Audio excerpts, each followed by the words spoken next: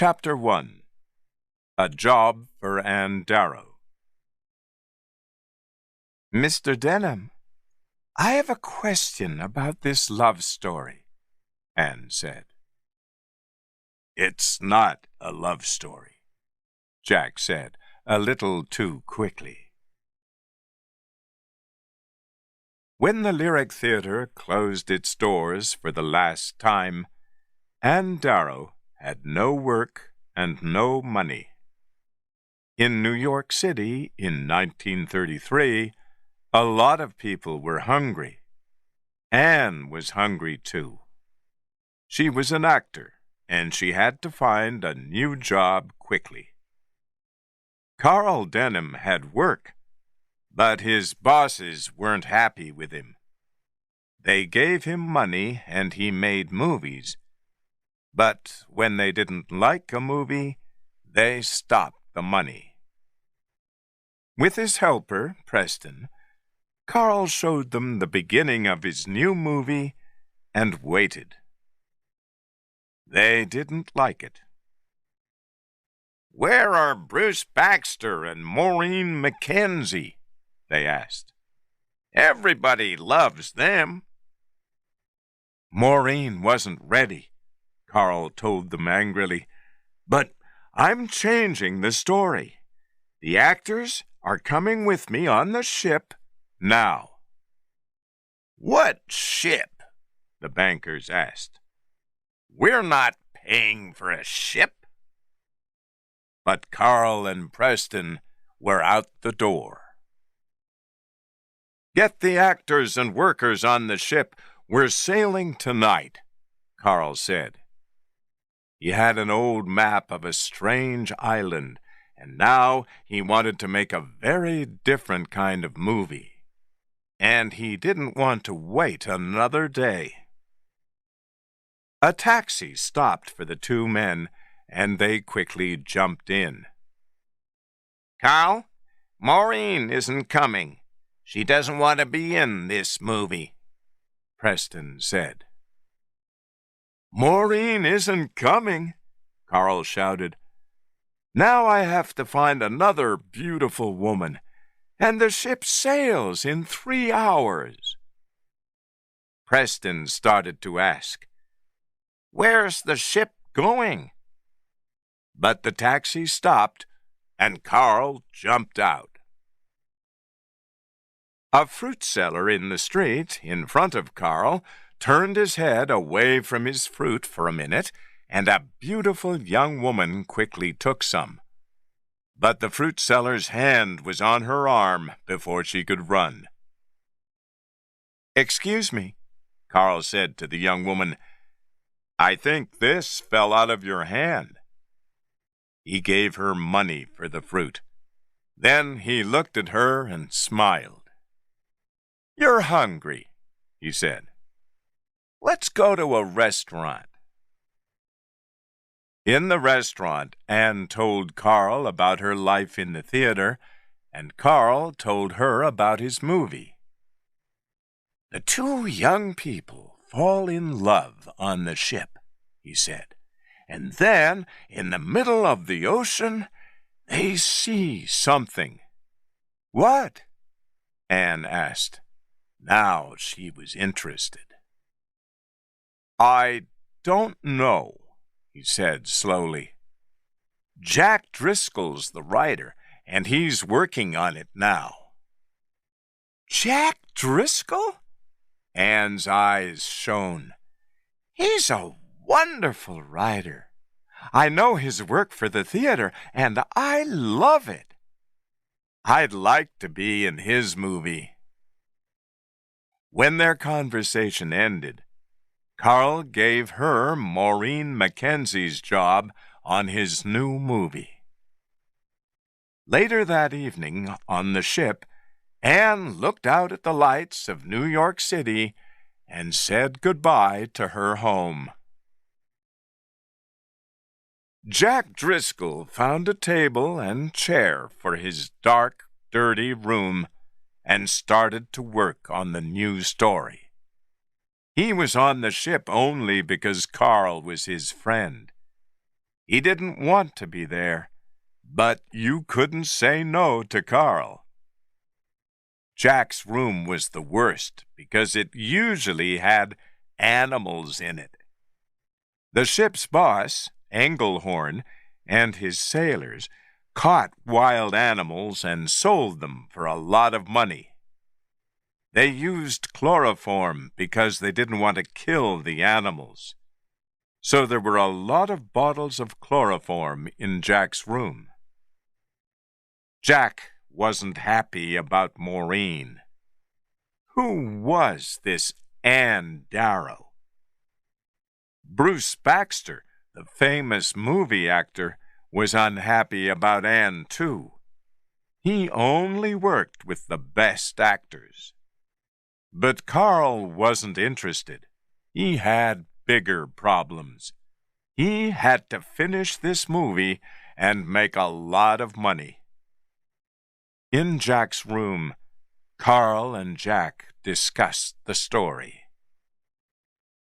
"Bruce Baxter is really expensive," Carl told his friend, "and I want us to get rich from this movie." "Where are we going?" Jack asked. "Tell me. I have to know. I'm writing the story." "Okay, but don't tell anybody. The men on this ship won't like it." "We're going to Skull Island, Jack." The door opened, and Jimmy, the youngest sailor on the ship, came in with some breakfast for the two men. They didn't look up.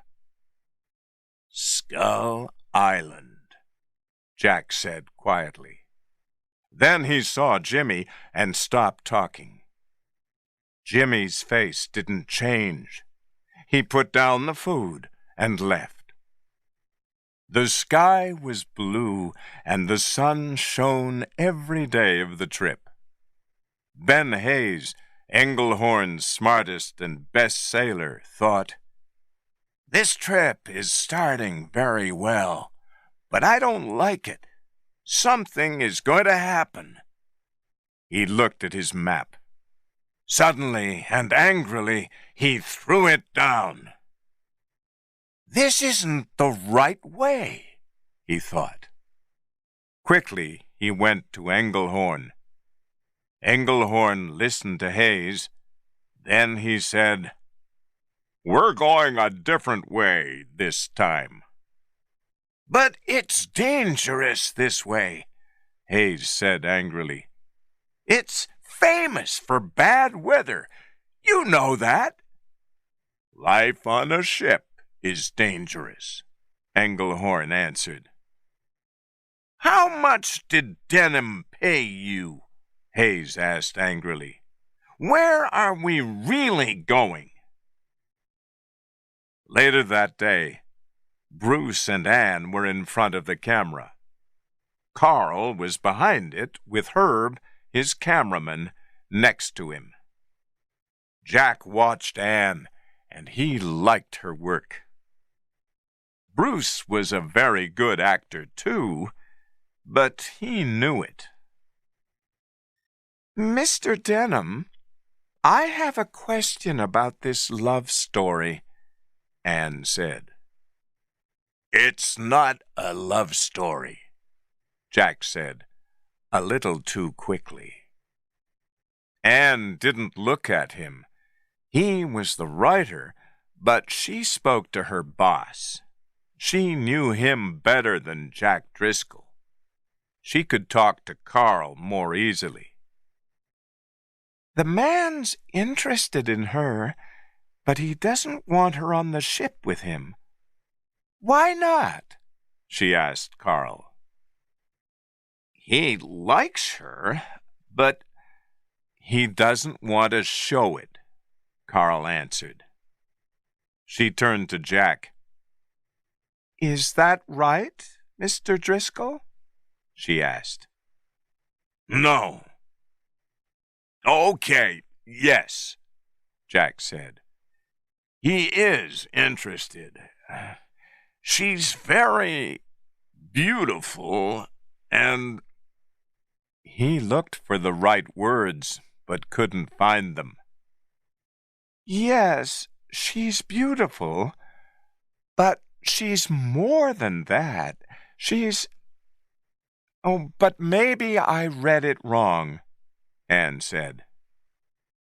This is a smart girl with good ideas, Jack thought.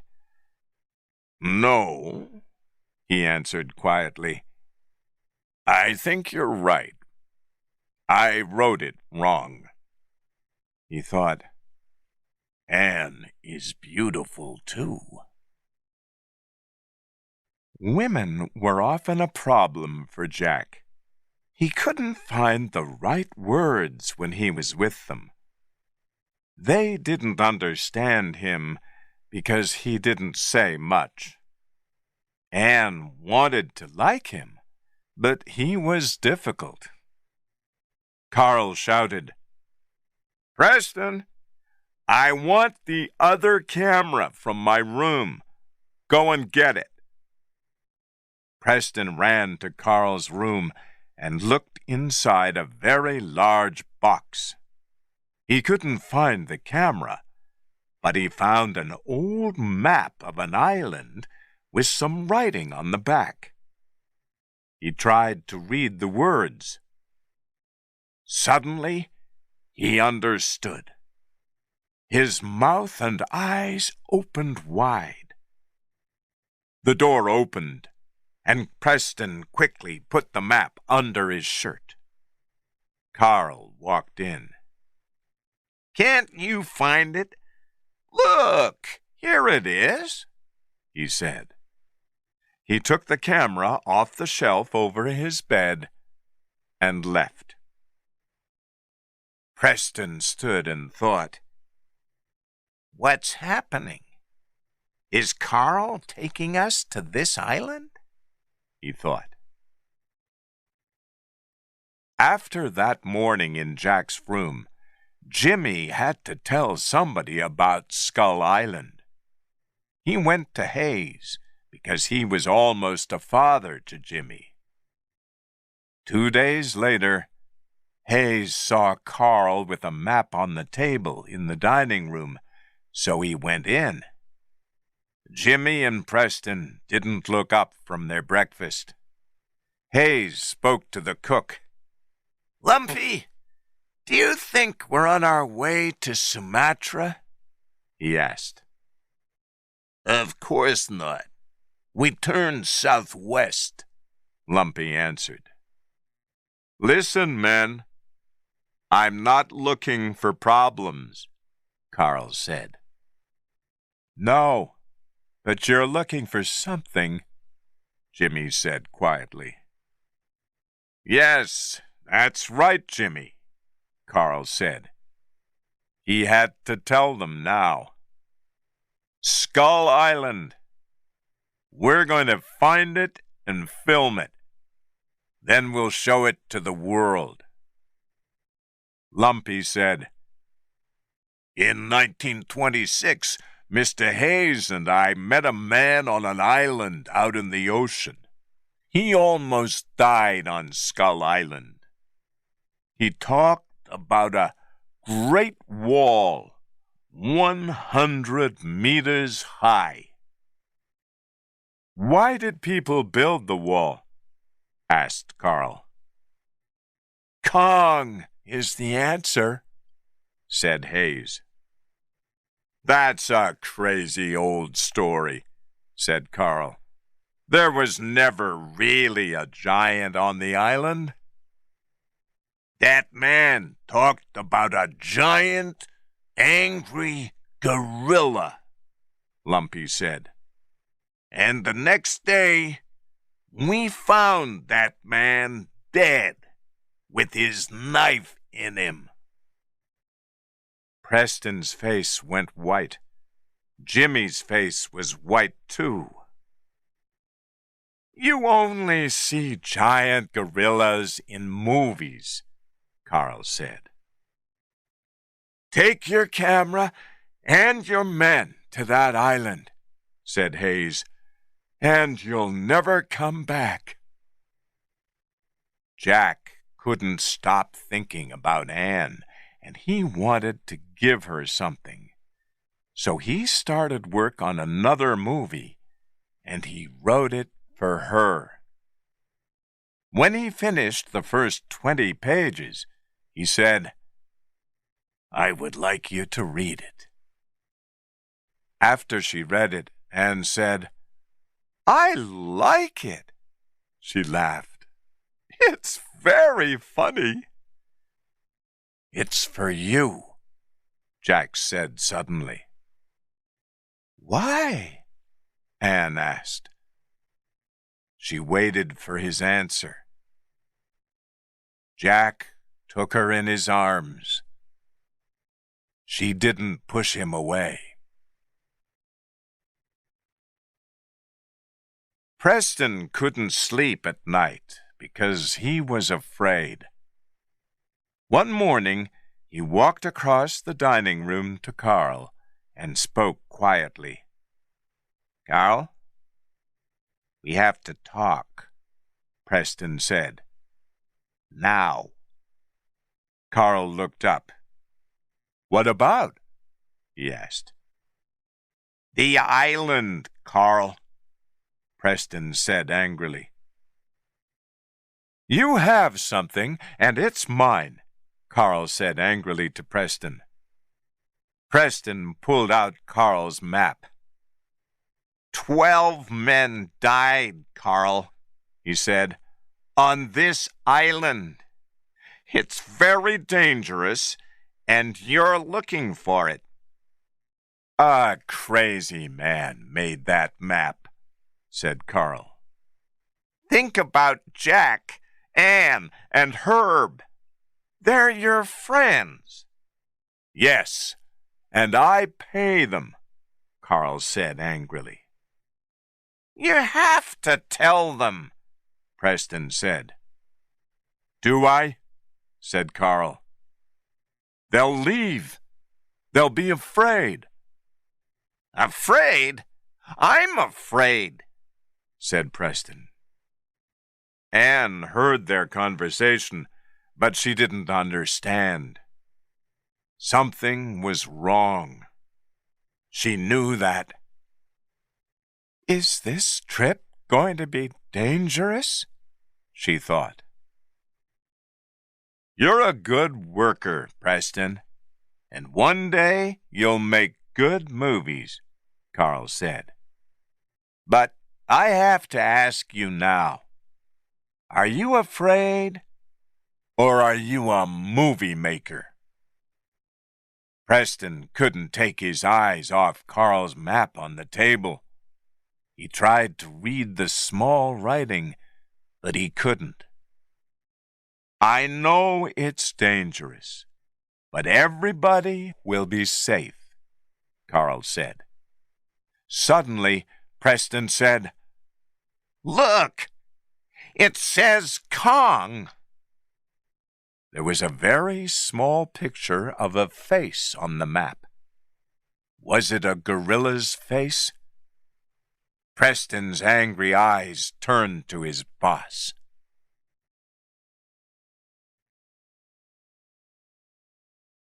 Chapter 2. Skull Island. When she stopped screaming, something on the island, maybe a strange animal, roared loudly.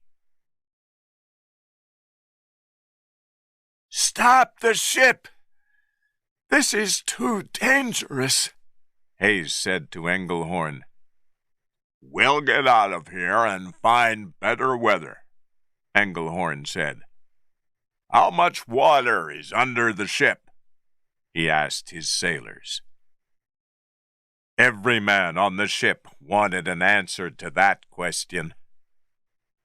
Engelhorn and Hayes didn't know this way. Were they near rocks? They hoped not. Suddenly, Jimmy screamed, "Wall! There's a wall in front of us! We're going to sail into it!" Engelhorn shouted to Hayes, "Stop the ship! Hayes quickly tried to stop it, but the front of the ship hit the wall. "Rocks!" screamed Jimmy. Englehorn could do nothing now. The ship was in dangerous water and moved wildly up and down. Some sailors fell on the floor. Other men ran and shouted. They had to save their ship. Nobody wanted to die on these rocks. Suddenly, Carl could see Skull Island, a rocky mountain with very old ruins at the top. Its giant black rocks stood out of the water, and they looked dangerous. "Here's the movie camera," said Preston to his boss, ready for a day's work. The two men left quickly, but nobody saw them. "We're taking in a lot of water," Hayes shouted suddenly. The sailors worked quickly, but they didn't have much time. They had to get the water out of the ship. "Come quick!" Jimmy shouted to Englehorn. Englehorn and Hayes quickly followed Jimmy up the stairs and looked. 4 sailors were in a small boat with Carl, Jack, Preston, Anne, Bruce, Herb, and Mike, the sound man. "They're going to the island," said Jimmy. "Do you want me to bring them back?" Hayes asked. "No. We're leaving here as quickly as we can," Englehorn said angrily. He never liked Denham, but now he hated him. On the small beach at Skull Island, Carl was as excited as a little boy, but the other visitors weren't. Anne took Jack's hand and looked up at the old ruins and the large statues in the rocks. From high above, the statues' angry faces looked down on them. "They don't want visitors here," Jack thought. Carl, Herb, and Mike got the cameras and lights ready. "Okay, Herb, film the statues. Anne, you're afraid. Bruce, put your arm around her. Anne, look up at these statues and then scream," Carl said. Anne's eyes opened wide, and she screamed loudly and wildly. When she stopped screaming, something on the island, maybe a strange animal, roared loudly. Hayes and Englehorn heard it. They turned quickly and saw hundreds of birds. The birds flew up into the sky, away from the island. "What was that?" Bruce asked. Nobody answered. "Herb, bring the camera. Follow me," said Carl. They climbed quickly up some stairs in the rocks. "Where are you going? Is this a good idea?" Bruce asked, afraid. 2 sailors waited in the small boat, and the other people followed Carl. Anne was last. Jack looked back at her and said, "Anne?" "I want to go back to the ship," she said. She spoke quickly. But Carl shouted, "Come here, everybody! Look!" He was very happy. This strange place was full of old ruins and statues, and it was the only place in the world for Carl's new and best movie. He knew it. "Anne, stand over there." Ready, Herb? He said. After Herb stopped filming, everybody followed Carl. They went across a very old bridge and saw the skulls of maybe 100 or 200 people on the ground. They climbed up over some more rocks and looked down. There were a lot of very old ruins and some small old houses. Nobody lives here now. It's a ruin, said Carl. Look, more stairs over there go to that large door in the wall. Wait! Look! There's a little girl down there. Slowly and carefully, he walked down to the child. She was very dirty, with strange, wild eyes. Here's some candy, Carl said. He took some chocolate from his jacket. But when he tried to give it to her, he felt her teeth in his finger. Then she ran away. Suddenly, there were more people, young and old. Slowly, they came out from behind rocks. They had strange clothes and wild eyes. Carl called for everybody with him. They, too, went down and saw the islanders. They won't hurt us, said Carl. Without a sound, Mike, the sound man, fell face down on the ground. There was a very long knife in his back. He was dead. Anne screamed. Quickly, Jack and Carl turned and looked for the killer. Suddenly, the wild animal roared again, but this time louder and more angrily. Everybody was afraid. Then wild men jumped out at them and pulled them with their strong hands. An old woman with long white hair looked angrily into Anne's eyes. Anne felt cold and afraid. The sky got darker, and a heavy rain began to fall. The islanders shouted angrily in their strange language. A fight began when some men pushed one of the sailors onto the ground. They hit him many times over the head with some wood. He died quickly. More men pushed and kicked Carl. Some people pulled Anne out of Jack's arms, and he tried to get her back. But somebody hit him on the head, and he fell. Was he dead, too?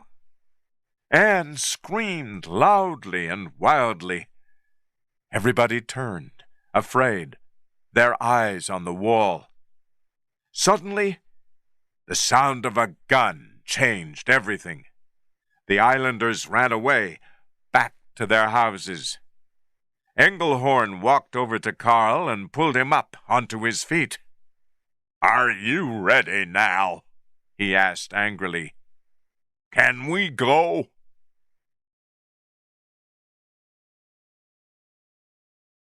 Chapter 3. The Wall.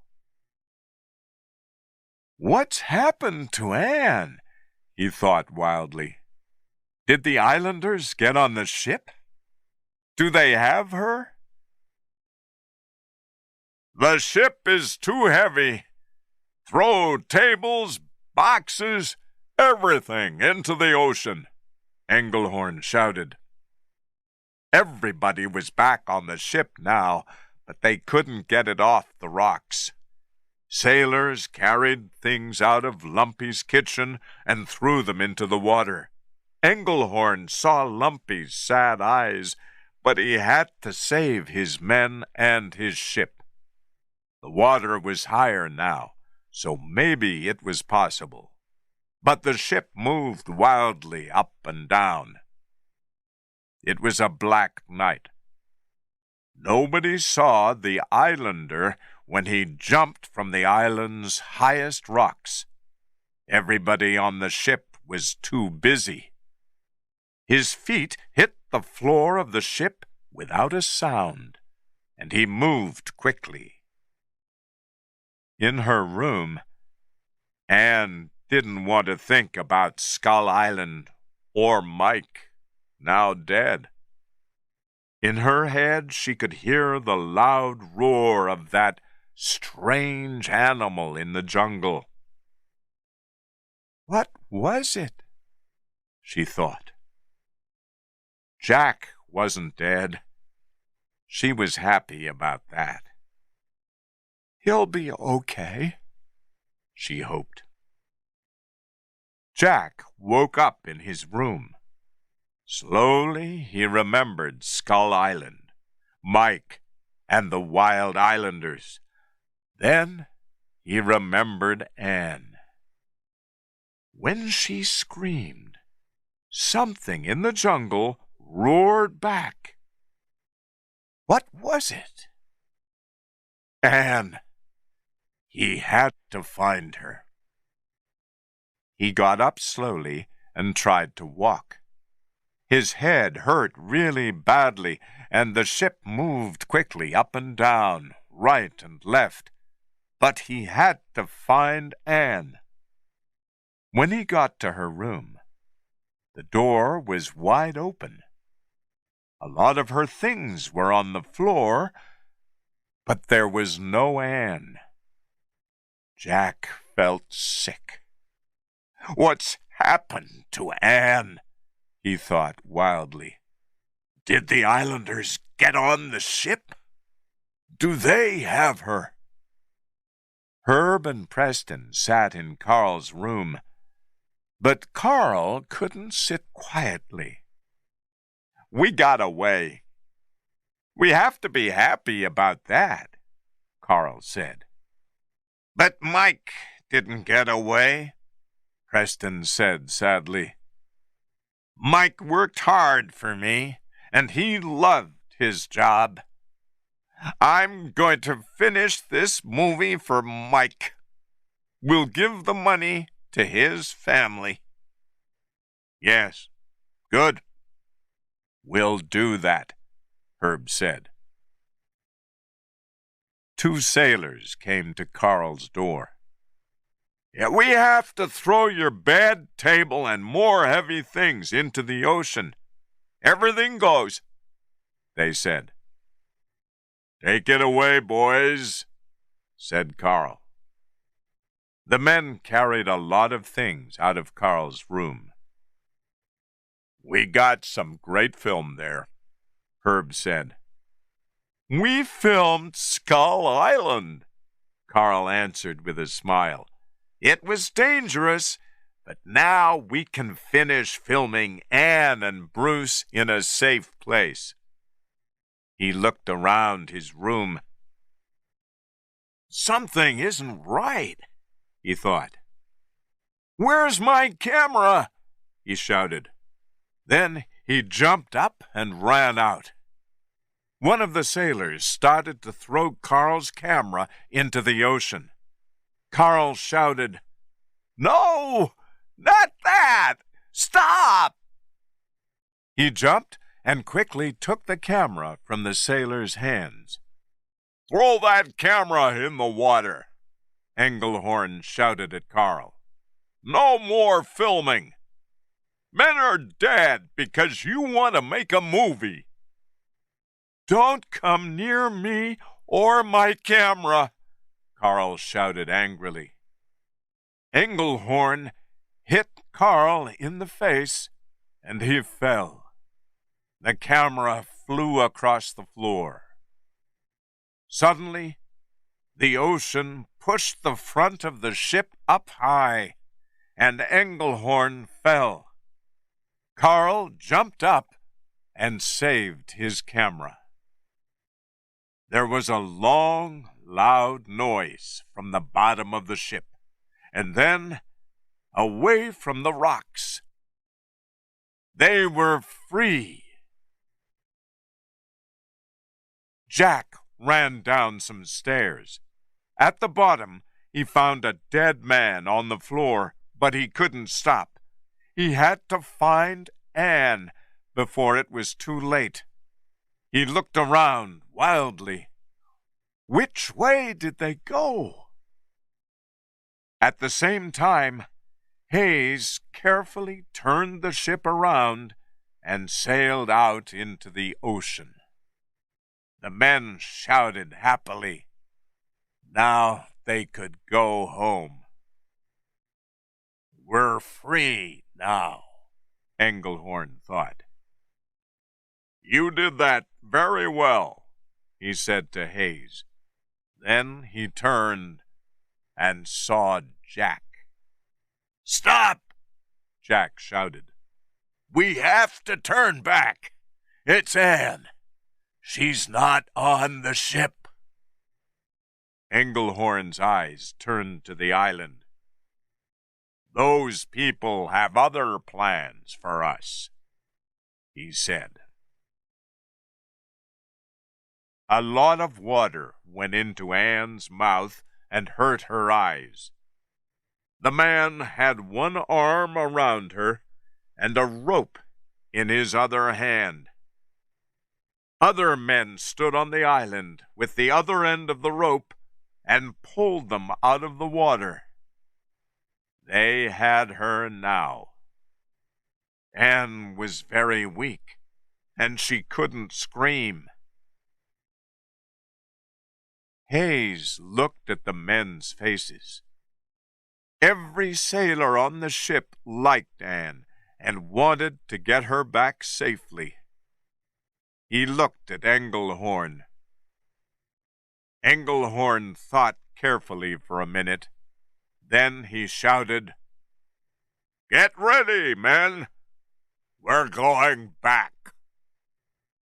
They quickly put 2 small boats into the water and threw guns into them. Carl and Jack helped. Jack saw fires on the top of the great wall. They shone in the dark night sky, and there was a lot of smoke. Will they kill her in those fires? He thought. The 2 small boats went out onto the ocean with Carl, Preston, Bruce, Herb, Jack, Engelhorn, and 20 sailors. Hayes and Lumpy got another boat ready. We don't have much time, Hayes thought. In the dark, the islanders pushed Anne to the wall. The heavy rain didn't put out the fires on the top of it. Some old people cried, afraid of the animal behind the wall. They shouted angrily at Anne in their strange language. They repeated one word many times. Kong. But what did it mean? The men will come. They'll save me, Anne thought. But she was very afraid. These wild people were afraid too. She could see it in their eyes.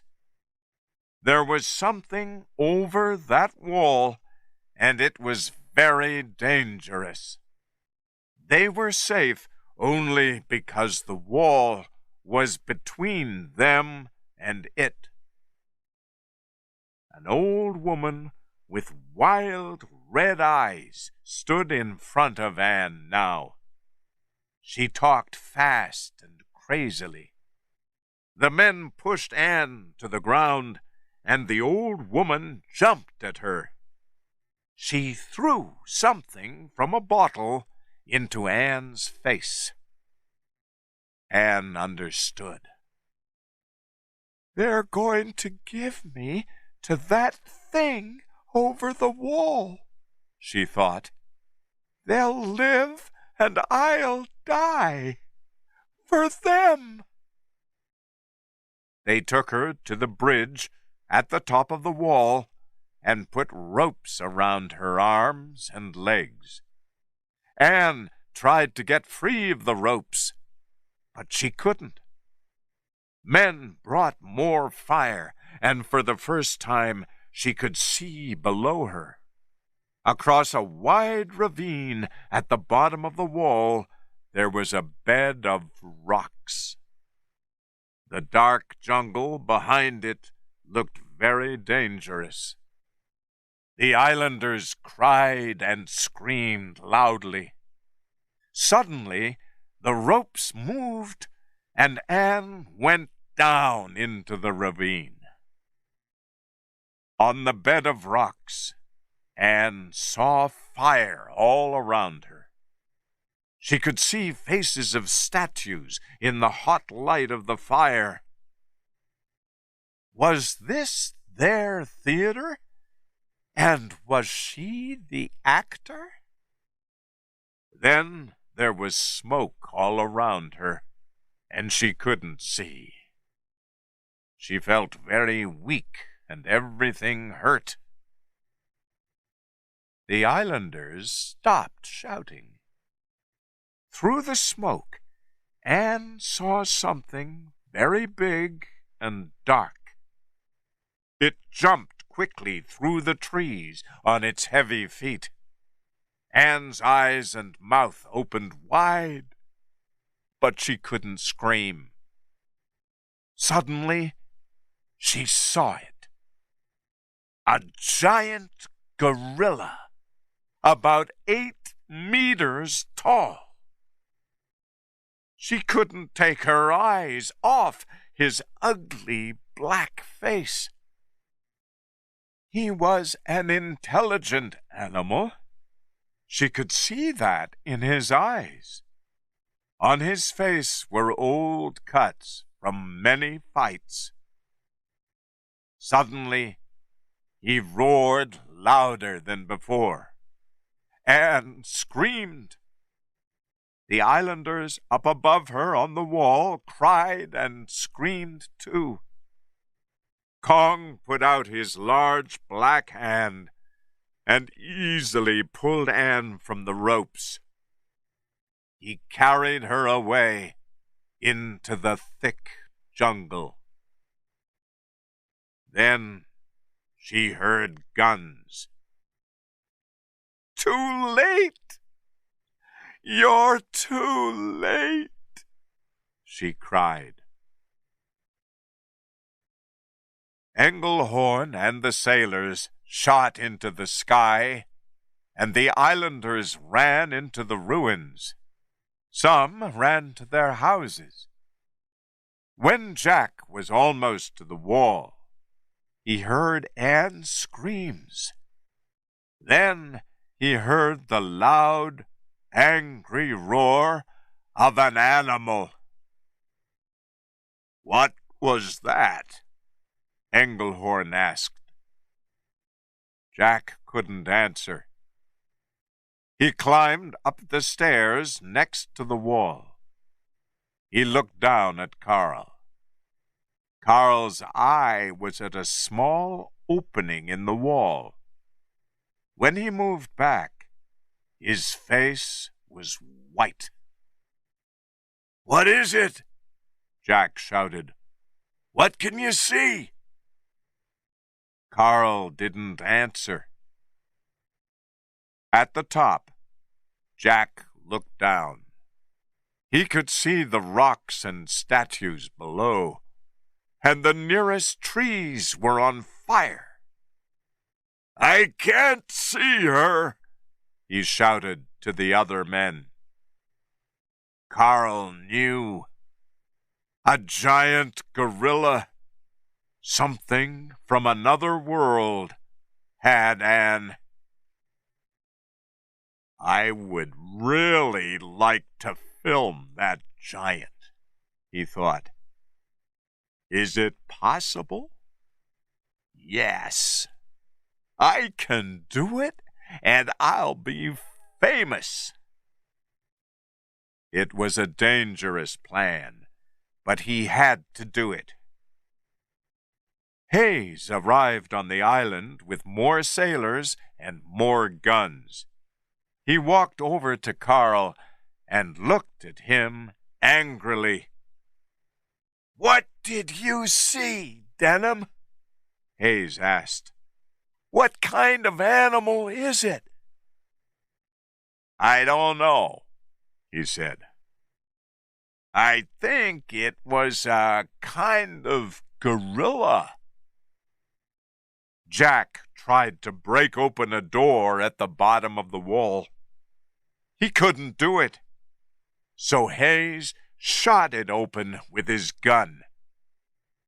Then he gave Jack a gun. But when Hayes saw Jimmy with a gun in his hands, he took it away. "Not you, Jimmy," Hayes said. "I want to help. I'm a man, not a boy," Jimmy said to Hayes. "You're staying here," Hayes answered.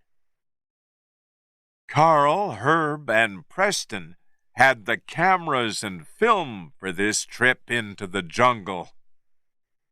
Engelhorn watched them angrily, but he said nothing. "I'm going to save Miss Darrow and my job," Carl told him. Bruce Baxter also had a gun. But for the first time, it wasn't for a movie. Hayes and 10 sailors were ready, but Engelhorn and the other men stayed behind. "You have guns and food and 24 hours, Engelhorn said. "At this time tomorrow, we're sailing out of here." Jack pushed through the open door, and the other men followed. The night was dark, and strange noises came from the jungle. Suddenly, the men heard a very loud noise, and everything moved. Was it an animal? They shot at it, but they couldn't see it. It fell noisily at their feet, dead. "It's a dinosaur!" shouted one of the sailors. Carl quickly took his camera from Herb, but before he could do anything, there was another dinosaur in front of them. They tried to kill the dinosaur, but it ran at them. Hayes shot it between the eyes, and it fell to the ground. Kong ran with Anne in his hand up to the top of some rocks. When he sat down, he looked at her face carefully, and she looked at his. Kong turned her, head down and feet up, and below her she saw the skulls of many dead people. She screamed. Then she heard a shot a long way away. "Jack!" she screamed. "I hope he finds me," she thought. Later on that dark night, Jack and the other men arrived at the same place. But Anne wasn't there. They saw the skulls and were afraid for her. Hayes turned his head and saw one of the sailors with his hat down over his face. He pulled the hat off. It was Jimmy. with a gun in his hands. "What are you doing here?" Hayes asked. "You're too young." "I want to help," Jimmy said. "I want to find Miss Darrell." Hayes turned away. "Come, let's go," he shouted to his men. 5 hours later, the morning sun was hot, and they were very tired. They had to stop and put down their heavy guns. Carl didn't want to lose a minute. He had to film Bruce. He said, "Come here, Bruce." "Ready, Herb?" "Why don't we wait for Anne?" Preston said. "Look at this place," Herb said. "It's as good as money in the bank. This movie isn't about her now." A very loud noise came out from behind some trees. The men's eyes opened wide, and then about 100 dinosaurs ran at them. Hayes screamed, "Run!" More dinosaurs ran down from some high rocks. The men ran for their lives, but the dinosaurs were very fast. 2 men died under their feet. Bruce turned and shot one dinosaur. It fell heavily, and then other dinosaurs fell on top of it. Carl and Jack fell too. Jack quickly climbed out from under a dinosaur and ran. "Go!" Hayes shouted to Jack. Then he killed 2 more dinosaurs. "Where's Carl?" Jack shouted. "Carl? Carl!"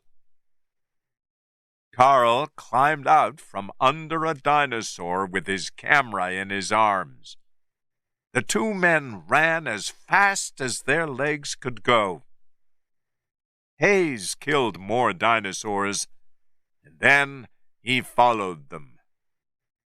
The men quickly climbed up some very high rocks, but the dinosaurs were right behind them. One of the sailors fell. A dinosaur caught him in its big teeth. The man screamed. With his camera in one hand, Carl put out his other hand to Herb.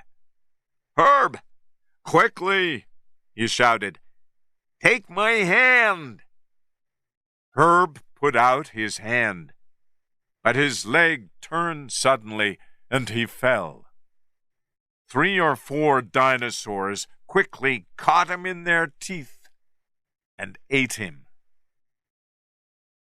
Carl felt weak and sick. His eyes and mouth opened wide, but he couldn't scream. "Carl! Come!" shouted one of the men above him. End of CD1.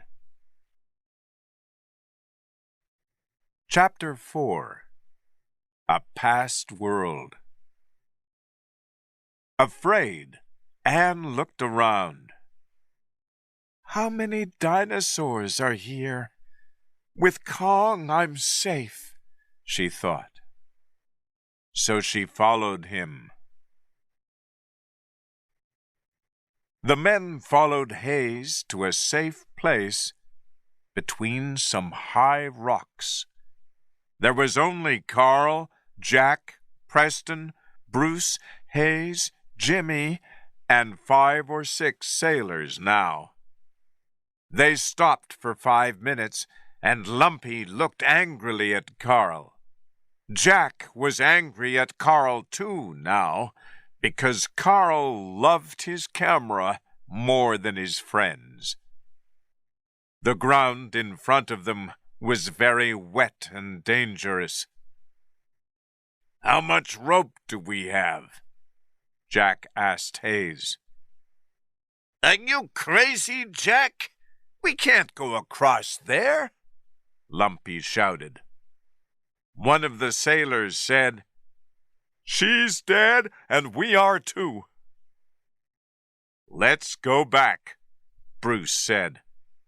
"We only have 9 hours before the ship sails." "We have to find Miss Darrow," shouted Jimmy. "She's dead, Jimmy," Bruce said quietly. Jack heard him and looked angrily into his eyes. "Herb is dead," Carl said to Preston. "But we have to finish this job for him. He wanted this film as much as I did. The money from it will help his wife and children." "We'll do it, boss. For Herb," Preston said. They had to live and work for something, or die. Preston knew this. Kong ran through the jungle with Anne in his hand and pushed over trees in his way. Suddenly, an ugly, great dinosaur jumped out at Kong and tried to take Anne in its teeth. She screamed. Kong roared angrily. Then another dinosaur tried to get her, but Kong killed it easily with his free hand. He put Anne down when they came to some very old ruins. Then he sat down with his back to her.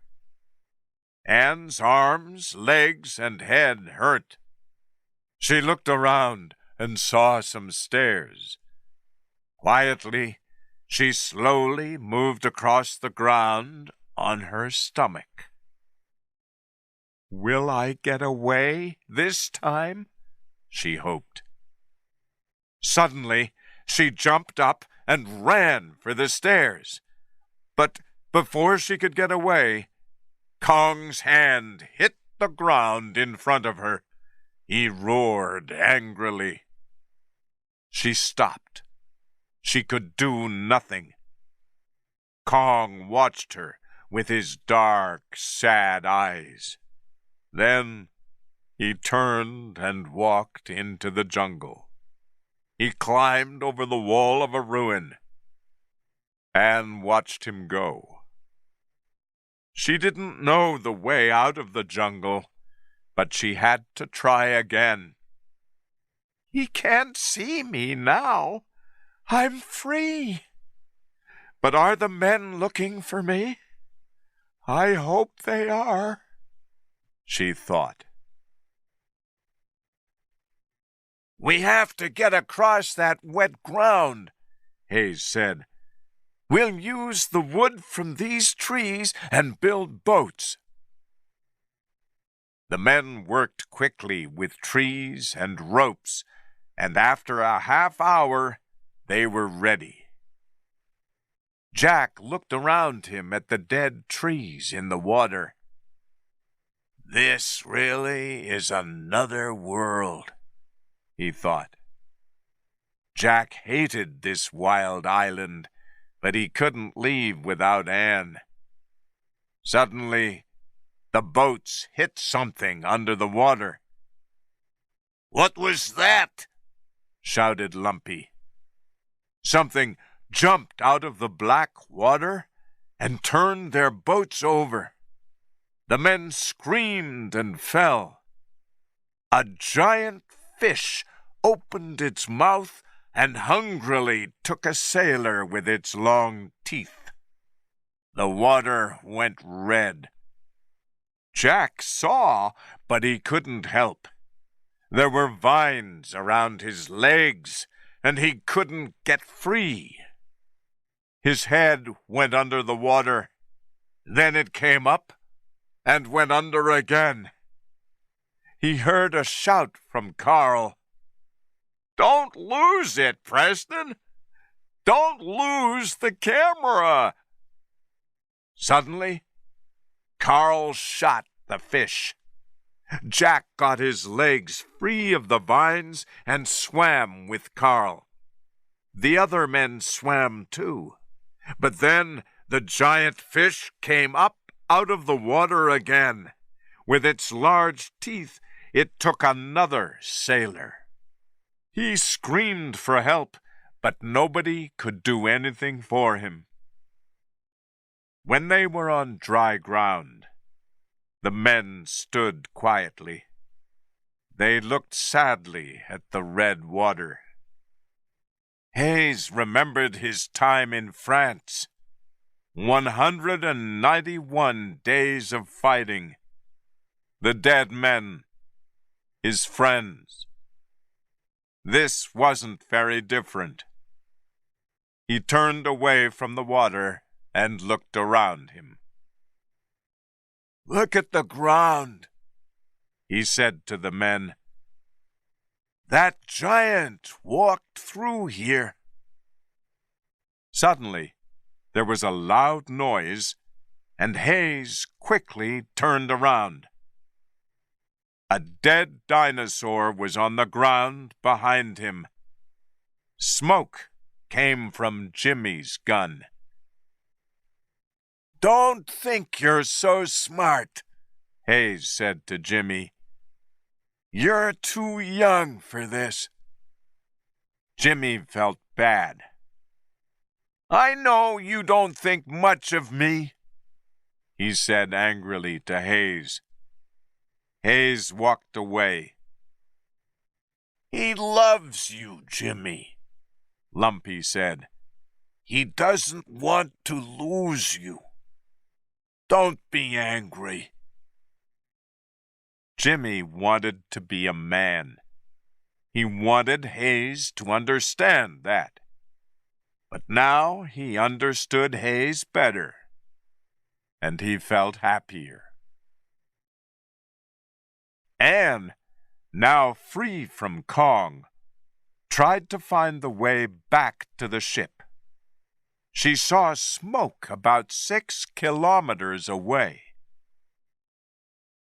"This is the right way back," she thought. Tired and dirty, she wanted to sit down, but she had to listen carefully. There were more dinosaurs. But where? Suddenly, there was a noise from behind her, and she turned around. "Is it Jack?" she hoped. 2 large, angry dinosaurs ran at her. Quickly, she jumped under an old tree. She pulled her legs under her so the dinosaurs couldn't get her with their big teeth. 2 more dinosaurs came from behind, and the 4 dinosaurs fought angrily. Anne jumped out and ran.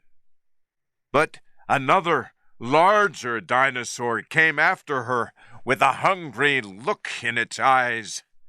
The dinosaur's mouth, with its big teeth, came nearer.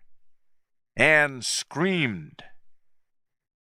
Before its teeth closed around her, she saw Kong's face behind the dinosaur. His great heavy hand broke the dinosaur's skull. Another dinosaur ran at them, but Kong killed it too. Anne watched Kong, and she felt happy and sad at the same time.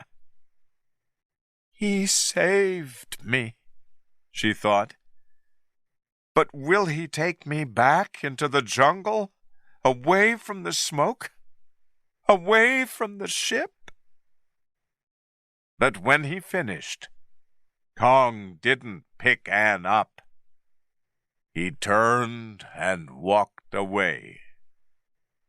Afraid, Anne looked around. How many dinosaurs are here? With Kong, I'm safe, she thought. So she followed him.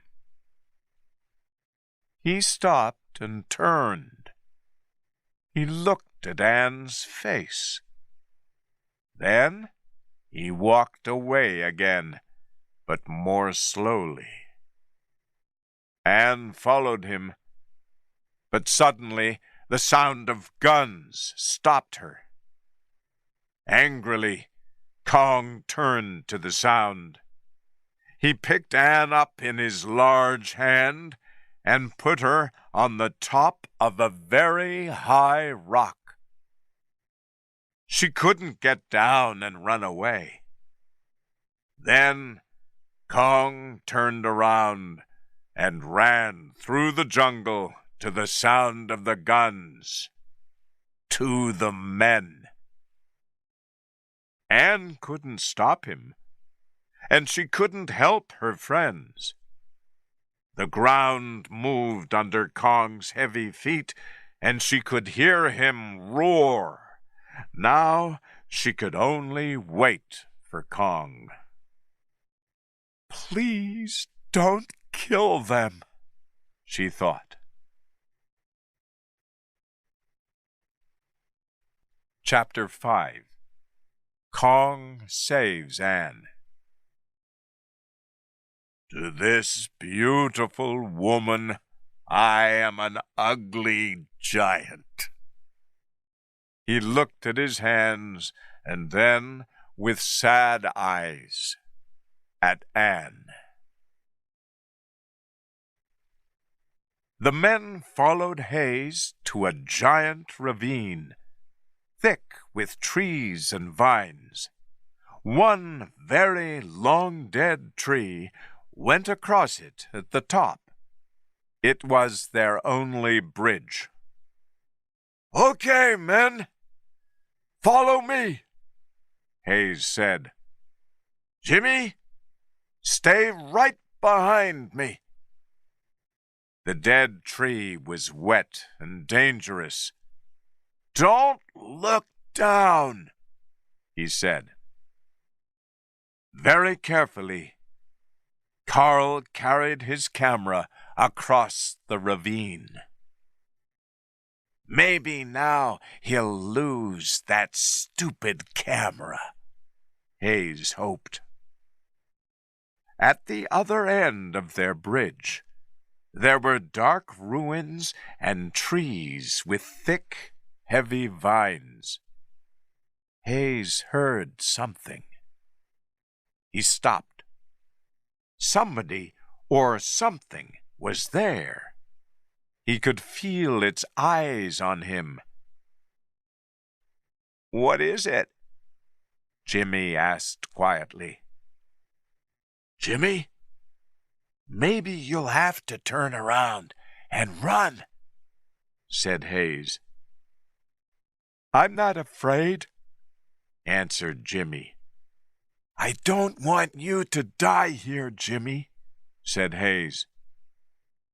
"What's in those ruins?" he thought. Two angry yellow eyes shone out of the dark ruins at him. "Go back!" Hayes shouted to the men behind him. They turned around quickly. Hayes shot into the ruins. Suddenly, the watcher jumped out at him. For the first time, Jack saw the giant gorilla. It was as tall as the trees, and it ran at Hayes. Its large hand picked him up. Jack's face went white. Jimmy couldn't leave Hayes. He wanted to help his friend. "No, Jimmy! Go back!" Hayes shouted. Hayes was unafraid, and he shot Kong in the face. Kong roared angrily. Jimmy and Jack, half the way across the bridge, turned and looked. Suddenly, Kong threw Hayes across the ravine. The men heard the sound when Hayes hit the north wall of the ravine hard.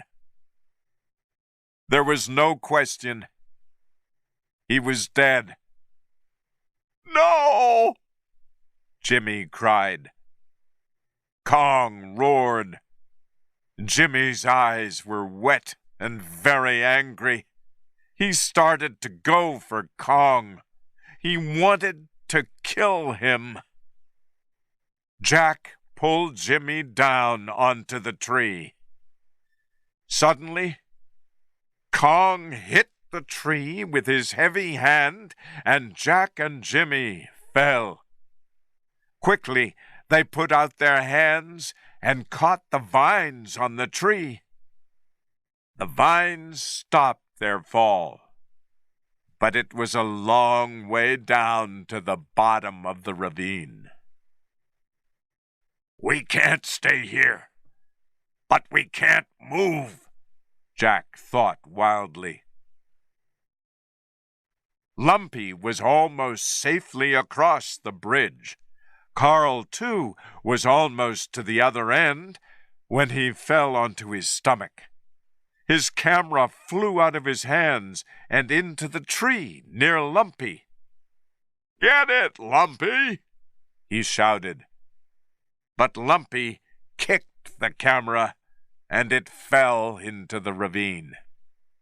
Suddenly, Kong picked up the dead tree. Carl saw Jack and Jimmy with the vine in their hands, but he couldn't help them. The sailors on the tree tried not to fall, but then 2 men screamed.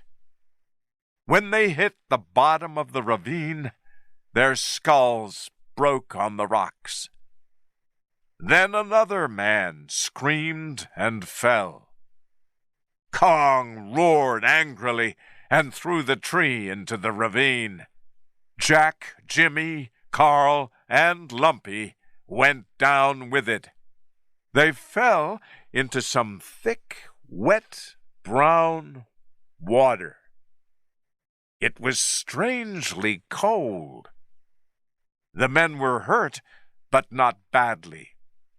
3 sailors were dead. Lumpy's best friend was one of them. Kong turned and walked away. Jack looked for Jimmy and found him in some vines. He put his arms around the young man, and Jimmy cried. Carl sat up and saw his camera on the rocks. He couldn't use it now. There was black film everywhere. Suddenly, some ugly underground animals climbed onto Lumpy's dead friend. Before Lumpy could move his friend away, 100 or more of these strange, ugly animals came up out of the ground. Jack and Jimmy tried to kill some of them, but there were too many. Lumpy screamed loudly.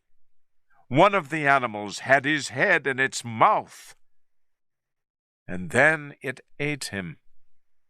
More animals arrived before the loud sound of guns came from above. Bruce Baxter and Preston shot and killed a lot of the ugly things. The other animals ran away.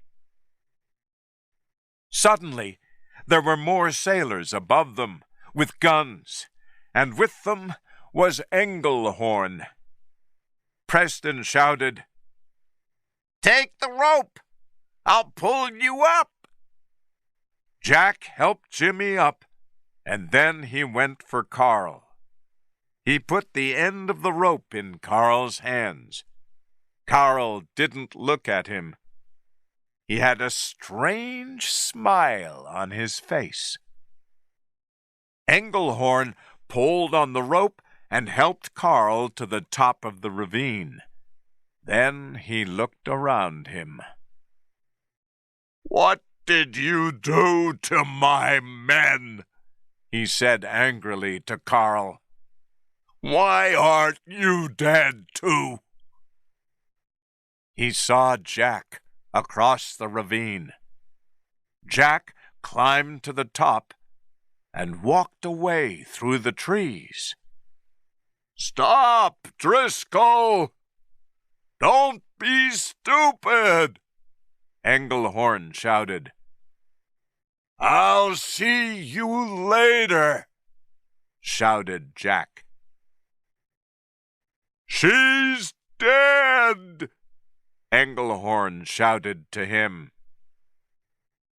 Carl stood next to Engelhorn and watched Jack.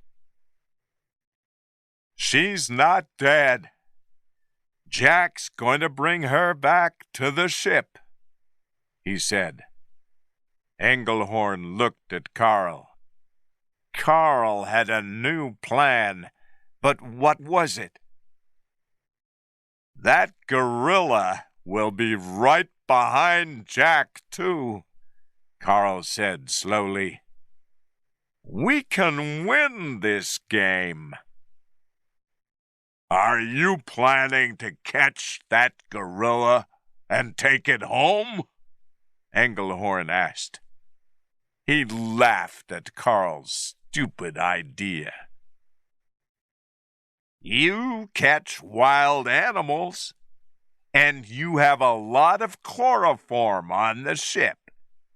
We can use that," Carl said. "I don't think we can," answered Engelhorn.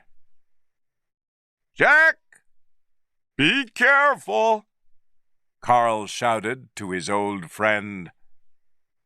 "Don't close the door in the wall," Jack shouted back. "I won't," shouted Carl. After a minute, when Jack couldn't hear, he said quietly, "I'm sorry, Jack." Kong went back to Anne and took her down from the high rock. For the first time in this jungle, she felt strangely safe. He jumped across a ravine and then across a river. She was a small plaything between his large fingers. Then he stopped and put her down. She looked up, and high above her head was a statue of a giant gorilla. "That's you, Kong," she said. Kong looked at Anne, a very small person, and at the giant statue. He understood something for the first time. "To this beautiful woman, I am an ugly giant." He looked at his hands, and then, with sad eyes, at Anne. Slowly and carefully, he picked her up again and took her to a very high mountain.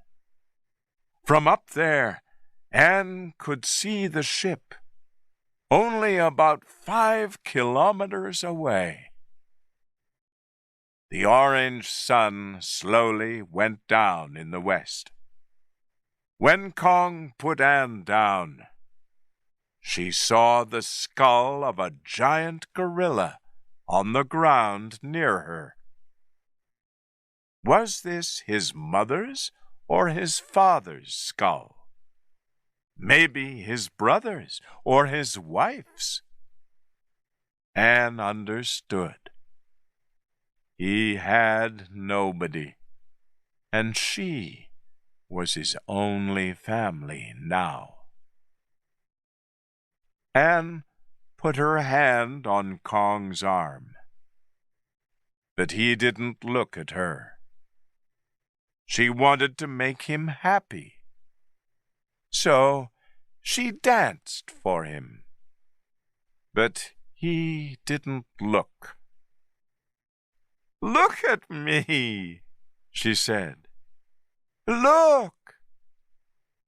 Slowly, he turned and put one finger in front of her. She put her arms around it, and he pulled her up. She looked across the jungle to the ocean. His eyes followed hers. "It's beautiful," she said. Kong looked into her pretty face. "Beautiful," she repeated slowly. He opened up his hand, and she climbed into it.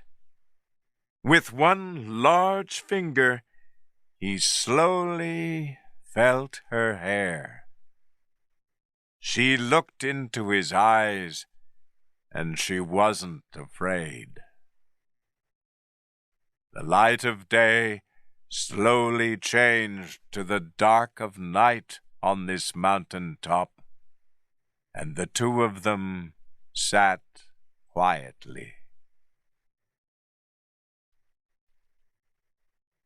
Jack climbed carefully up the dangerous rocks to the top. When he got there, his eyes opened wide. There was Kong, asleep. But where was Ann? Slowly, Jack moved nearer to the giant animal. Up above, giant birds flew around and around in the night sky. Jack was near Kong's feet when he looked up at the gorilla's hand. His eyes opened wider than before. Ann was asleep in Kong's hand. He moved very slowly, and suddenly Ann's eyes opened. She was excited, but she didn't make a sound. Jack very slowly walked nearer. More birds flew above them. Kong moved a little at the noise, but didn't wake up. Jack quickly put out his hand to Ann, and she felt his fingers with hers. Then, suddenly, Kong's eyes opened, and his fingers closed around Ann. He jumped to his feet and roared at Jack. "Run, Jack!" Ann screamed. Kong's great hand came down above Jack's head, but Jack jumped away very quickly. Kong put Ann down and turned to Jack. He roared and ran at him. Jack fell to the ground and moved to the right and to the left. Kong's large foot came down, but Jack was too fast for the gorilla.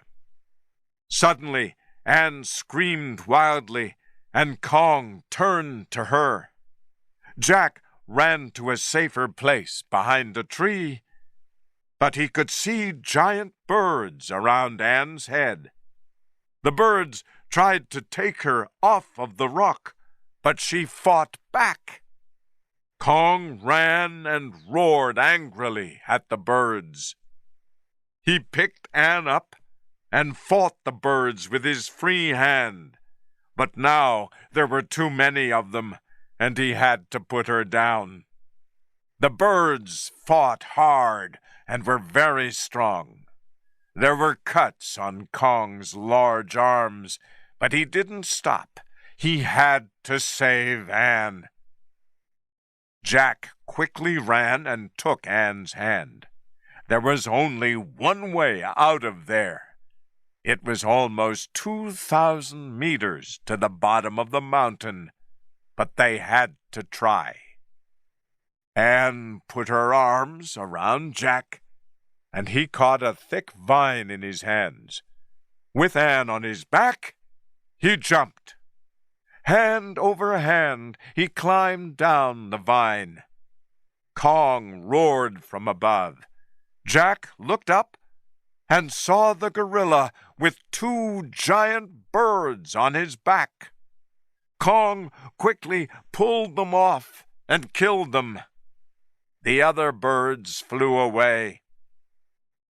"No, don't go. We have to have a little more time," Jack thought.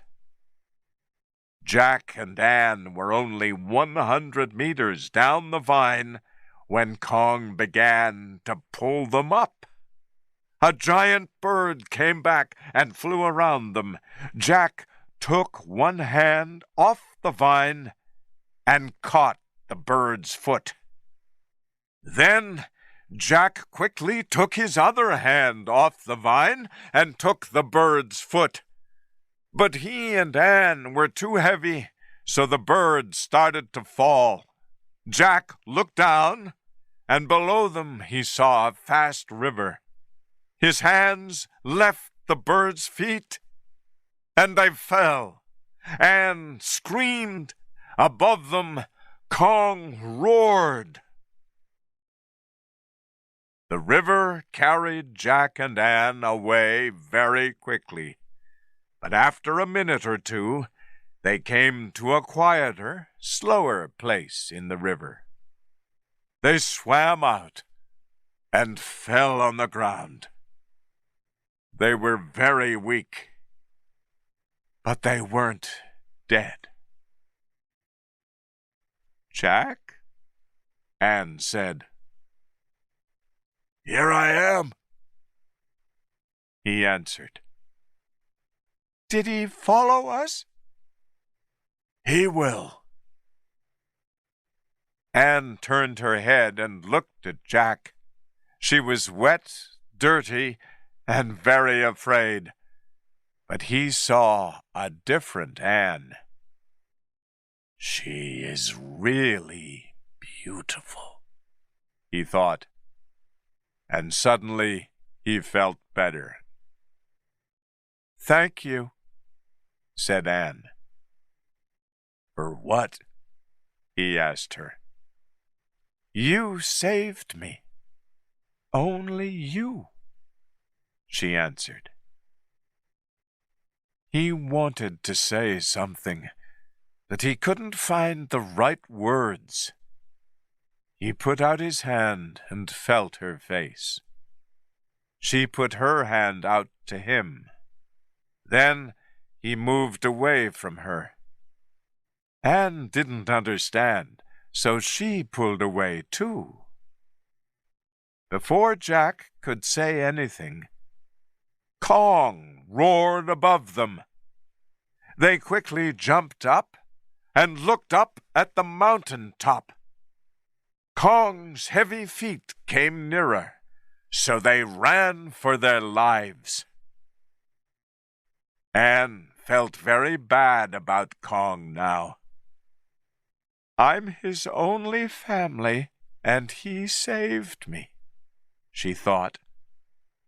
"But I want to go home." She was afraid and felt sad for Kong at the same time. Ann and Jack ran very fast through the jungle, and the trees and vines cut their faces and arms. Suddenly, in front of them, they saw the wall. There was the rock bed at the bottom of the great wall. Kong roared and roared, louder and angrier. Between the wall and the rock bed was the ravine. There was the bridge. Anne remembered it well. But it was up, and they couldn't go across.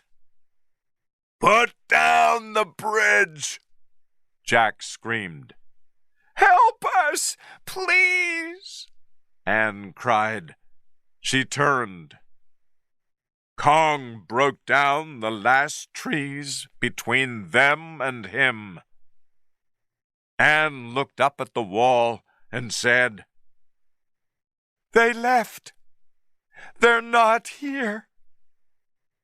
"Carl!" Jack shouted.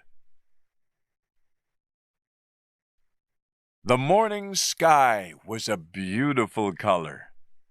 Behind the wall, Carl heard his friends, but he did nothing. Preston, Jimmy, Bruce, and Englehorn stood behind him. "Put the bridge down!" Preston said angrily to his boss. "Wait," Carl answered. One of the sailors had a big knife in his hand. He was ready, but he waited for Carl's word. Carl said nothing. Preston said angrily, "No! You're not the boss now." He quickly took the knife from the sailor and cut the rope. It flew back at him and cut his face badly. The bridge went down, and Carl saw Kong's eyes behind Jack. With the bridge down, Jack and Anne ran across it. At the same time, Kong jumped over the ravine. Jack and Anne ran through the open door in the wall. Then they stopped and looked back. Two sailors had chains in their hands and were ready. Preston was near, and he too was ready. He tried to clean his cut face with his shirt. The shirt turned dark red, but he didn't have time for that now. Englehorn was ready too, with a large bottle of chloroform. "What are you doing?" Anne asked Englehorn. Kong roared angrily and tried to break down the wall. He found a small, weak place and kicked it hard many times. "Get ready!" Englehorn shouted. Kong angrily broke through the wall and ran. But then he stopped and looked around. His eyes found Anne. Then Kong put out his hand to her. "Do it now, Englehorn!" shouted Carl. Englehorn turned to his men and said, "No!" The sailors jumped up and ran at Kong with their ropes and chains. Jack watched angrily, but what could he do? "No!" Anne cried. "Carl, are you crazy?" Jack shouted. Some sailors on the wall were ready too. When Englehorn shouted to them, they threw a large bag down on top of Kong. Then they quickly put chains on him. He was on the ground, but he didn't stop fighting. "Chloroform!" Carl shouted to Englehorn. Anne cried, "No! Don't do this!" She started to run to Kong, but Jack took her arm. "Anne, he'll kill you," Jack said. "No, he won't!" she cried. She had to help him. When Kong tried to get up, Engelhorn threw the bottle of chloroform into Kong's mouth and eyes. Then the men pushed giant rocks off the top of the wall onto Kong's head. Anne ran from Jack's arms to Engelhorn and caught his arm. "Stop it! You're going to kill him!" she shouted. Engelhorn looked at Jack and shouted, "Take her away!" Jack wanted to save Kong, but first he had to save Anne. He pulled her to the beach, away from the men, away from the gorilla. Suddenly, Kong stood up and roared loudly. "We can't stop him!" shouted one of the sailors. "Kill it!" shouted Engelhorn. "Shoot it!" "No! I want him, but not dead!" Carl shouted. But Kong was free of the ropes and chains and ran for Anne. "Get in the boat," Jack said to Anne. Sailors from the ship were there in the two small boats. "No, he wants me. I can stop this," Anne shouted. Kong roared angrily from above, and Jack pushed Anne into the boat. "Take her," he said. "Take your hands off me. I'm going to him," she shouted angrily.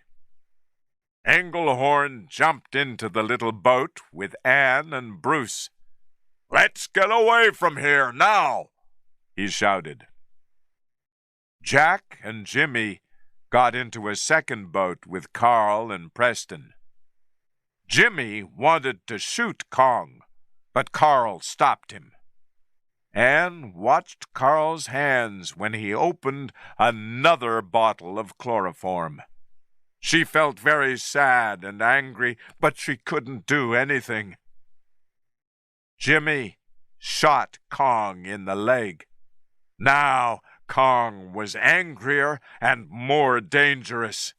He quickly ran to the boat and hit it hard. Carl fell into the water with the bottle of chloroform in his hand. Kong picked the boat up out of the water. Sailors screamed and fell into the ocean. Kong picked up the boat and threw it onto some rocks. Jack came up from under the water with Jimmy under one arm. Kong looked at Anne. "Go back!" she shouted to him. Engelhorn shot Kong in the leg, and he fell. Anne cried and tried to get out of the boat. One of the men stopped her. Carl was on some rocks, and Kong was near him now. Carl opened the bottle of chloroform and threw it in Kong's face. Kong's eyes closed, and he put out his hand to Anne. Then he fell onto his back, asleep. Anne felt cold. She thought, "Kong's life is changing here on this beach. It'll never be the same again." But Carl stood next to Kong and smiled happily. He shouted, "The world will see him! We're rich! His name will be in lights on Broadway! Kong, the giant gorilla from a past world!" Chapter 6. Kong in New York City. Suddenly, Kong broke free from his chains. People started to understand. Nobody was safe. They screamed. In New York's Times Square, Preston stood across the street from the Alhambra Theater and looked up at the lights above its doors. Kong, giant from a past world, he read. People got out of taxis, and a long line of people waited outside the theater in the snow. There were no more tickets, but they wanted to go in.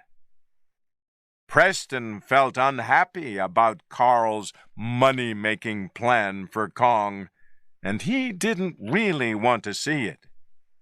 But after tonight, he could leave Carl and forget about Skull Island. He wanted to sleep well again at night. Anne sat in her little dressing room in the back of the theater. She was almost ready. She didn't feel happy in the theater now, but she had to work. After those 2 days on Skull Island, everything about her life felt strange. Preston sat down inside the theater and looked around for Carl. He saw him up front with the bankers. They looked happy. But when Carl saw Preston, he quickly turned his head. Then he smiled for a newspaper man with a camera. Jack Driscoll was in another theater on 42nd Street. He sat and watched the actors in his new story. But he couldn't stop thinking about Anne.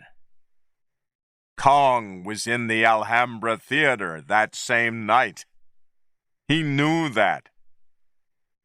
Is Anne there too? He thought. He hoped. He left the theater and walked quickly to Times Square. He had to see her. Carl was as excited as the people in the theater. "Thank you! Thank you!" he said to them. "I'm going to tell you a very strange story. On a dangerous trip to Skull Island with my actors, 17 people lost their lives. They died when they tried to save a young woman from a giant animal. You'll see this giant here tonight. He saw a beautiful young woman from New York, and he loved her. You all know stories about an ugly animal's love for a beautiful woman." In her dressing room, Anne looked beautiful in her long white dress. Her yellow hair shone under the lights. But she was a different person now, and nothing could change that. "Are you ready, Miss Darrow?" a man at her door asked. "Wait a minute," said Anne. "Here he is! Kong!" shouted the happy Mr. Denham. The people jumped when they saw Kong. Some almost screamed. Jack stood in the back of the theater, and he understood. He remembered the first time for him, too. Kong sat on the floor. with his hands and legs in heavy chains. Jack felt a little sad for him. Then some men pulled on the chains from above and pulled Kong to his feet. Again, some people almost screamed. "Now you will meet Mr. Bruce Baxter," Carl said. "Mr. Baxter saved the young woman from this dangerous giant." The people loved the famous actor and shouted his name loudly. Then Carl told them about the wild islanders. When he finished, girls in strange clothes came out and danced in front of Kong. The giant gorilla wasn't interested. Jack watched the dancers, but he didn't like them.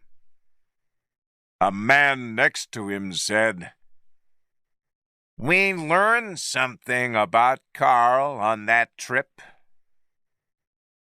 When he loves something, he ruins it." Jack turned his head and saw Preston. He was right.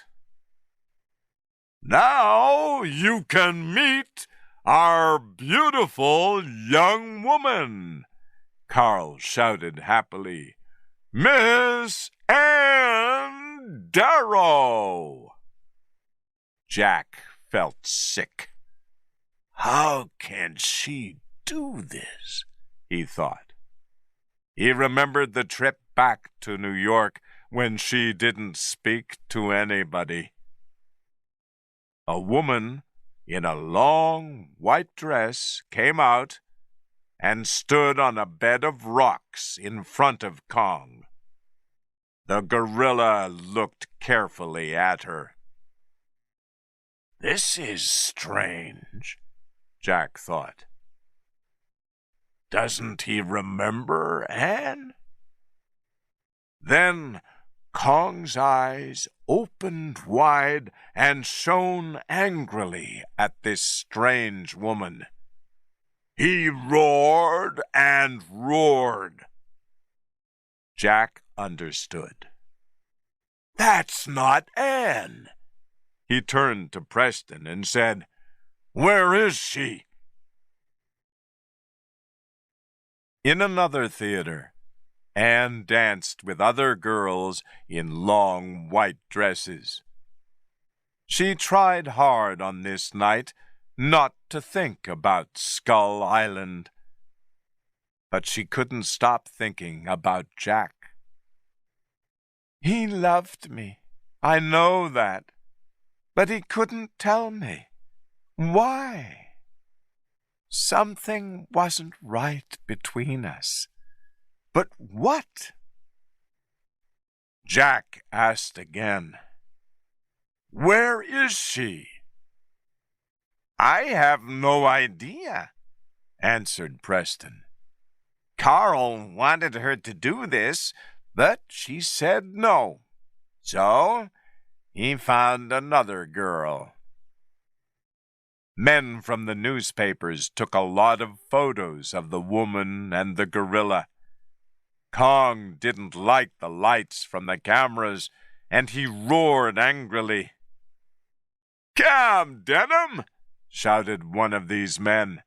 "We want a photo of you with the gorilla." Carl pulled Baxter into the photo with him. "Here's your story, boys," he said. "This man saved the beautiful woman from the dangerous giant gorilla, the Great Kong." Kong pulled harder and more angrily at his chains and roared wildly. Preston looked at Jack, and they felt afraid.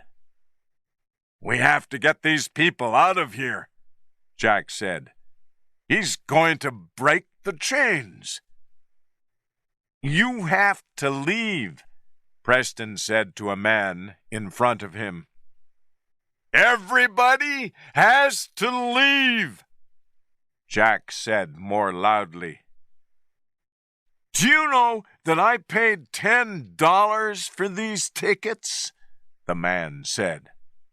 Suddenly, the woman in the long white dress screamed. One of Kong's hands was free. People saw, but they didn't understand. Some people laughed, and other people shouted happily.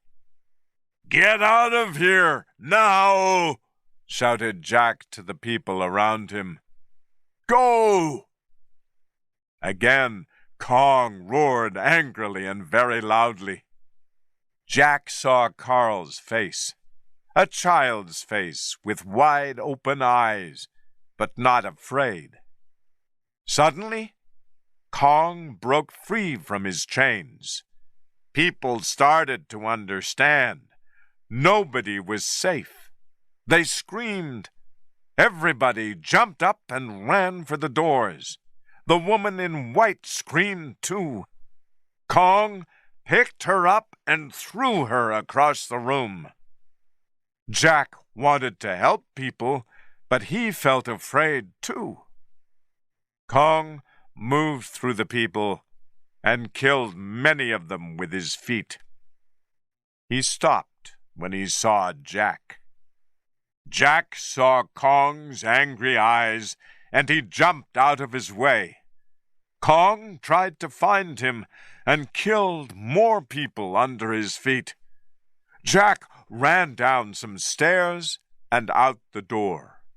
He ran into the center of Times Square and looked back at the theater. Suddenly, Kong pushed the walls down and jumped into the street. He looked around at the cars, the lights, and the people. But Kong didn't see Jack. He was angry and afraid in this strange world of lights and noise. He picked up a woman with yellow hair. She screamed. Jack saw and understood. He's looking for Anne. When Anne walked out of the theater, she heard screams and the sound of police cars from Times Square. She knew Kong was there. She ran. Kong picked up more women with yellow hair. When he saw their faces, he threw them down again. He killed people in their cars with his big feet. He picked up a bus and threw it out of his way. Then he walked out of Times Square and went south. Jack got into a taxi and said, "Follow him." The man said, "You can follow him, not me." He got out of his taxi, and Jack quickly drove after Kong. But when Kong saw Jack in the taxi behind him, he roared angrily. Jack quickly turned down a small street and drove south. Other cars had to move quickly out of his way. Kong was behind Jack and moved fast. Suddenly, Jack hit a wall. Kong didn't see Jack under the ruins and ran past him. Then Kong stopped and stood quietly. What did he see in front of him? "Oh, no," Jack thought. "Not her. But of course, she's here. She wants to help him." Anne ran to Kong. He looked into her eyes, and she smiled at him. Kong put out his hand and picked her up slowly and carefully. Then he carried her away into the New York City night. The police didn't want to catch Kong. They wanted to kill him. They shot at Kong. But with Anne in his hand, he climbed up onto the top of the highest stores and banks and ran. Suddenly, he stopped. Across 34th Street, he could see the Empire State Building, the tallest in the world. Below, in the street, Jack thought about Anne and his mistakes. Why didn't I tell her about my love for her? Now it's too late. It didn't have to end this way. I have to save her. I have to save our future. 100 or more men with guns were ready on the ground. Kong roared angrily down at them. A policeman shouted, "Shoot!" Jack felt sick. It can't end this way, he thought wildly. Anne will die. The men shot at the gorilla, but suddenly Kong jumped across 34th Street to the Empire State Building. Quickly, he put Anne on his back and started to climb up. Everybody's eyes were on the gorilla. Jack ran.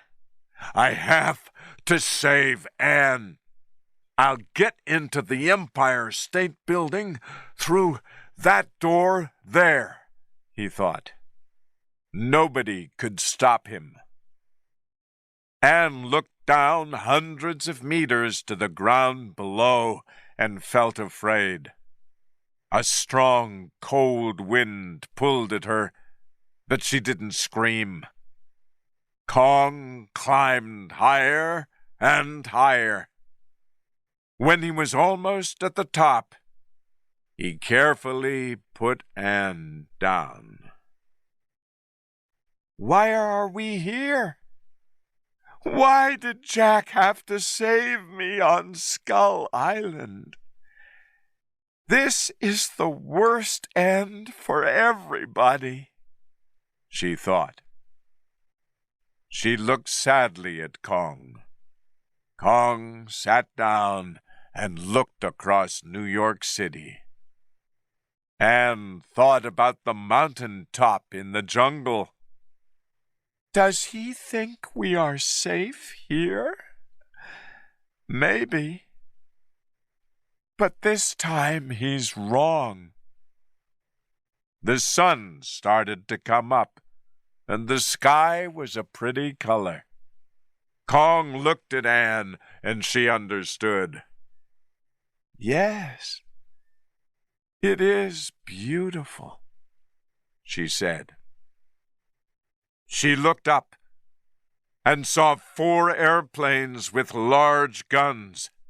Kong looked too, and then at Anne. He roared and pushed her to the wall behind him. The airplanes were nearer now. No! She screamed. The airplanes came at Kong from the north, south, east, and west, and shot him. He roared again, and then started to climb higher. Anne watched him. He left me here because it's safer for me, she thought. But it's not safer for him. I'll climb up to him. Maybe they won't shoot when they see me next to him. She started to climb up. Kong tried to hit one of the airplanes. He tried again, and this time he hit it hard. It fell to the ground, but he fell too. He put his hand through a window and stopped his fall. But he hit the wall hard, and Anne fell from the building. Quickly, Kong put out a hand and caught her. For a minute, Anne felt safe again. The 3 other airplanes came nearer, and Kong put Anne safely inside through the window. The guns got louder and louder. Kong, badly hurt, roared louder too. He climbed higher. Suddenly, Jack arrived and saw Anne. She ran to the stairs. The guns didn't stop, and he had to jump out of the way. The airplanes went around and around over Kong's head. Kong, now at the top of the building, put out his hand and caught one of them. He threw it at one of the other airplanes, and, with a loud noise, they lit up the night sky with a great ball of fire. Anne ran up onto the top and stood between Kong's legs. More airplanes with guns came, and she screamed, "No! No!" They shot Kong again and again, and he slowly went down on the floor. Anne took one of his fingers and cried. Kong picked her up and looked at her. Then he looked to the east. A new day slowly began. He put her down, and his face changed. Now he was quiet and free. His life was at an end. He fell off the building. Anne looked down, and for a minute she wanted to follow Kong. There was no place for her in this cold world. Suddenly, she felt Jack next to her. "Anne," he said quietly. "Why are you here?" she asked. Her eyes were wet and red. His face changed. She saw a new Jack, free from his past life. "Because I love you," he answered quickly. Anne looked into Jack's eyes, and she slowly moved into his arms. They stood weak and sad, but with new hope in the morning light. 200 or 300 people in the street stood around Kong, and the newspaper men took photos of him. One newspaper man looked up. "Why did he do that? Climb up there? He couldn't run away," he said. "He was a stupid animal," said another newspaper man. "He didn't know anything." Carl looked up and said, "He knew. He couldn't have her, so he had to die."